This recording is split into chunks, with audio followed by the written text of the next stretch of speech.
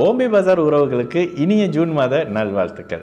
மீனராசிக்காரர்களுக்கு இந்த ஜூன் மாதம் எந்த மாதிரியான பலன்களை வைத்திருக்க போகுது? இந்த மாதத்தில் உங்களுடைய ராசிநாதன் குரு பகவான் வலுத்து தன்னுடைய இன்னொரு வீட்டை பார்க்கிறாரு அப்படின்றது ஒரு மாதிரியான சாதகமான நிலைங்க. கூடுதலாக 8-12 சுபத்துவம்னு சொல்லிடலாம். 8-12ஆம் பாவகம் சுபத்துவமான நிலையில் இருக்கக்கூடிய அமைப்பு, அதிகமாக டிராவல் இருக்கக்கூடிய ஒரு மாதம் அப்படின்னு சொல்லிடலாங்க. கூடுதலாக குரு பகவான் தன்னுடைய ஒரு வீடு பழுதாயிருச்சு, ஆனா இன்னொரு வீடு வந்து வலிமையா இருக்கு. அதாவது ஒரு கண்ணு கூடா போச்சுங்க, இன்னொரு கண்ணுல பாக்குறாரு அப்படின்ற மாதிரியான ராசி பலவீனமான சனியின் இருப்புல இருந்தாலும் கூட தன்னுடைய இன்னொரு கண்ணோட இன்னொரு வீட்டுல இருந்து உங்களுக்கு நல்லதை எடுத்து கொடுக்கக்கூடிய அமைப்பு. அப்ப இன்னொரு வீடு என்ன வச்சிருக்கு? வேலை வருமானம் மாதிரியான ஜீவன அமைப்புகள் வச்சிருக்குல்ல.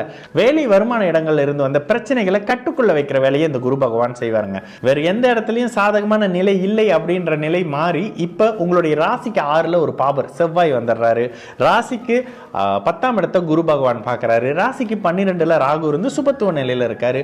கூடுதலாக உங்களுடைய 8ஆம் இடத்தை சுக்கிரன் பார்க்கிறாரு. இந்த 8ஆம் இடத்தை சுக்கிரன் பார்க்கிறதுன்றது ஒரு மாதிரியான சாதகமான நிலை இல்லைங்க. மறுபடியும் அதுக்கே வந்துடுவேன். காதல் மாதிரியான விஷயத்துல இளைய பருவத்தினர் பார்த்துருங்க. ஏன்னா 8ஆம் இடத்தை சுக்கிரன் தொடர்பு போடும்போது காரகன், காமம், காதல். ஓகேங்களா? அப்ப அதன் வழியில பிரச்சனைகளை, அதன் வழியில சங்கடங்களை கொண்டுட்டு வரக்கூடிய அமைப்பு. இந்த நேரத்தில் பிரிந்து போன உறவுகள் பிரிஞ்சு போற மாதிரியாக நிரந்தர பிரிவா இருக்கக்கூடிய தன்மைகள் மாதிரியான விஷயங்கள் வந்துடும். 6ஆம் இடத்துல செவ்வாய் இருக்கிறது அந்த 6ஆம் பாவகத்தை கட்டுக்குள்ள, கடன் நோய் வம்பு வழக்கு அமைப்புகளை கட்டுக்குள்ள வைக்கக்கூடிய அமைப்பு. ஆனாலும் ஜென்ம சனி தானே பெருசா ரூல் பண்ணும். ஜென்ம சனியில புரட்டாதி நட்சத்திரத்திலிருந்து அப்படியே உத்திரட்டாதி நட்சத்திரத்துக்கு படிப்படியா சனி வரும்பொழுது ஒரு கடுமையான மன அழுத்தம் இருக்கக்கூடிய ஒரு காலகட்டமாகவே மீனராசிக்காரர்களுக்கு இருக்கும். அதுக்குன்னு ஜென்ம சனியில கெடுதல் மட்டும் தான் நடக்குமானா அதுவும் இல்லைன்னு சொல்லிடுவேனே. உங்களுக்கு சுபத்துவ நிலையில நல்ல கோச்சாரம் 3, 7, 11ஆம் அமைப்புகள்ல 12ஆம் அமைப்புல சுக்கிரன் சார்ந்த தசாபுத்தி அமைப்பு நடக்கும்போது இங்க தானே திருமணம் நடக்கும். குரு பார்த்த சந்திரனோ குரு பார்த்த சனியோ இருக்கும்போது உங்களுக்கு இங்க தானே குழந்தை பிறக்கணும். அப்ப நல்ல அமைப்புகளும் ஜென்ம சனியில இருக்கும். புதிய தொழில் ஆரம்பிக்கலாம். ஆனா உங்களுடைய தசாபுத்தி அமைப்புகள்ல உங்களுக்கு தொழில் வருமானு பார்த்துக்கிட்டு பண்ணுங்க. அதுக்கு நீ இருக்கிற வேலையை விட்டுட்டு உடனே நான் பறக்க போறேன் அப்படின்னு அகலக்கால் வச்சு இருக்கிற பணத்தெல்லாம் போட்டு நஷ்டம் அடைகிறதும் இதே காலகட்டமாக இருக்கும். இப்போதைக்கு வேலை சார்ந்த அமைப்புகள் இருந்து வந்த பிரச்சனைகள் அப்படியே படிப்படியாக கட்டுக்குள்ள இருக்கக்கூடிய நிலை தான். இல்லாம போயிடும்லாம் சொல்ல மாட்டேன். வெளிநாடு வெளி மாநிலத்தில் தொழில் எதிர்பார்த்துக்கிட்டு இருக்கிறவங்களுக்கு இப்போ நகர்ந்து வெளியில போய் வேலையை எதிர்பார்க்கக்கூடிய தன்மை, வருமானங்கள் வர ஆரம்பிக்கக்கூடிய அமைப்பு, டிராவல் இருக்கக்கூடிய அமைப்பு. ஆனால் இந்த மாதத்தில் அலைச்சல்கள் சற்று அதிகமாக இருக்குங்க.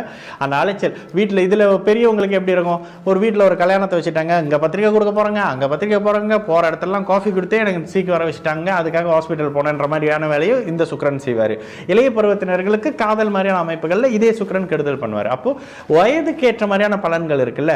ஒரு 50 வயதுக்கு மேற்பட்டிருக்கீங்கன்னும் பொழுது பிரச்சனைகள் கட்டுக்குள்ளே இருக்கும். சின்ன வயது குழந்தைகளை பார்த்து குழந்தைங்களுக்கு தேவையான விஷயங்களை பண்ணி கொடுப்பீங்க, செலவு பண்ணுவீங்க, விரயம் பண்ணுவீங்க. இது மாதிரியான அமைப்பு இருக்கும். செலவுனால சந்தோஷமும் இருக்கும். இந்த மாதிரி தன்மை இருக்கும்.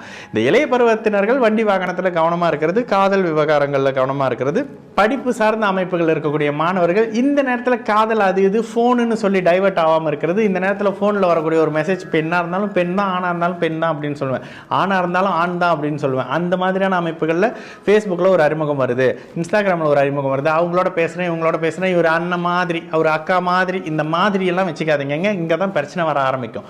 இந்த மாதிரியான அமைப்புகளில் கவனமாக இருக்கக்கூடிய தன்மை நிச்சயமாக மீனராசிக்காரர்களுக்கு பிரச்சனைகளில் உங்களை தற்காத்துக்கக்கூடிய ஒரு அமைப்பாக இருக்குங்க. கிடைக்கிற வேலைக்கு போங்க, இருக்கிற வேலையை பார்த்துக்குங்க.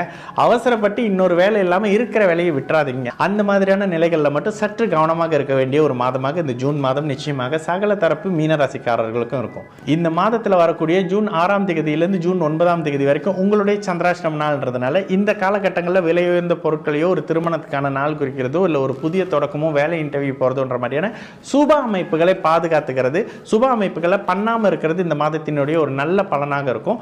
சந்திராஷ்டம நாளில் எந்த விதமான சுபகாரியங்களும் செய்யாமல் இருக்கிறது மீனராசிக்காரர்களுக்கு இந்த மாதத்தினுடைய கெடு பலன்களை இன்னும் குறைச்சி வைக்கக்கூடிய ஒரு நல்ல மாதமாக நிச்சயமாக இருக்கும்.